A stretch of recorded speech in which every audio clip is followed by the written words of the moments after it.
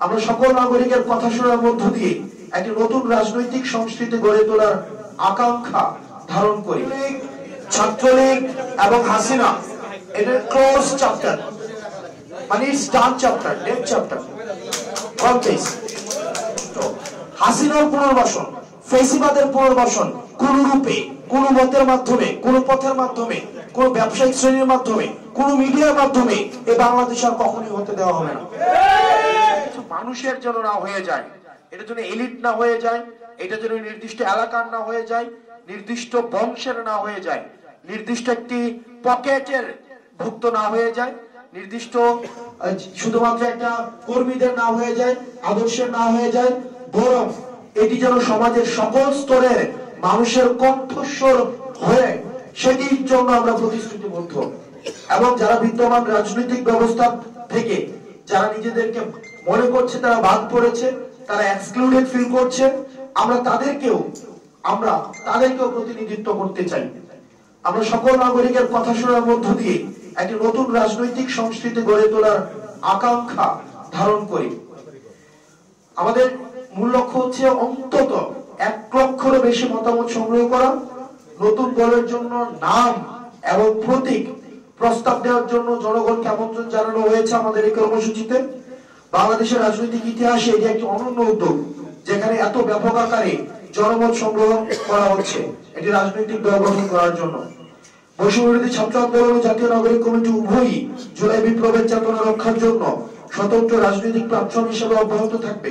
পুনরাবৃত্তি করছি, বৈষম্যবিরোধী ছাত্র আন্দোলন ও জাতীয় নাগরিক কমিটি উভয়ই জুলাই বিপ্লবের চেতনা রক্ষার জন্য স্বতন্ত্র প্ল্যাটফর্ম হিসেবে অব্যাহত থাকবে এবং জনগণের প্রতিনিধিত্ব করে এমন একটি রাজনৈতিক দল গড়ে তোলার জন্য একসাথে কাজ করবে। আমরা অনলাইন এবং অফলাইনে আমরা আমাদের কার্যক্রম পরিচালনা করব।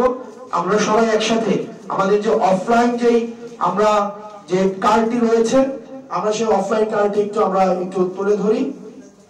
অফলাইন কার্ডটি ছাত্রলীগ এবং হাসিনা এটা ক্লোজ চ্যাপ্টার, মানে it's done chapter, dead chapter.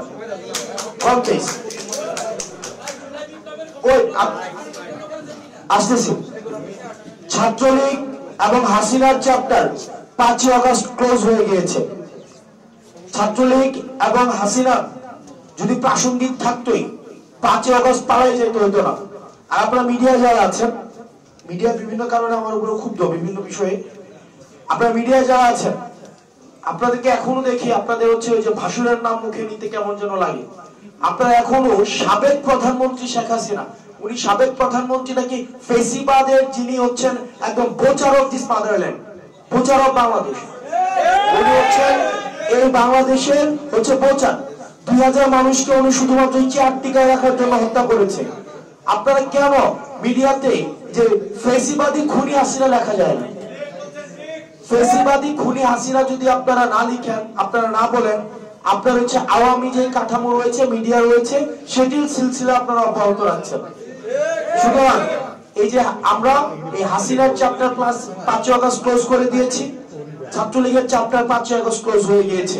5 August পরবর্তী বাংলাদেশে আমাদের ফেসিবাদ বিরোধী যে রাজনৈতিক দলগুলো রয়েছে তাদের সাথে আমাদের মতের পার্থক্য হবে, কথার পার্থক্য হবে, তাদের সাথে আমাদের রাজনৈতিক বিভিন্ন বিষয়ে আমাদের মত পার্থক্য হবে। একই টেবিলে বসে আমাদের দ্বিমত প্রকাশ করব, আমাদের মধ্যে বিভাজন থাকবে, কিন্তু একটা জায়গায় স্পষ্ট, হাসিনার পুনর্বাসন, ফেসিবাদের পুনর্বাসন কোন রূপে, কোন মতের মাধ্যমে, কোন পথের মাধ্যমে, কোন ব্যবসায়িক শ্রেণীর মাধ্যমে, কোন মিডিয়ার মাধ্যমে এই বাংলাদেশ আর কখনোই হতে দেওয়া হবে না। সেক্ষেত্রে হাসিনার ভাষণ যদি আমরা দেখি যে কোনো মিডিয়াতে প্রচার করা হয়, আমরা ধরে নিব সেই মিডিয়া হাসিনাকে স্টিল ফ্যাসিলিটেট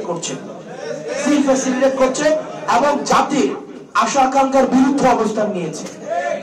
আমাদের সুশীলতা বিবর্জিত, আমাদের সুশীলতাকে আমরা ছুঁড়ে ফেলে দিয়েছি বলে আমরা এই গণ অভ্যুত্থান করতে পেরেছি।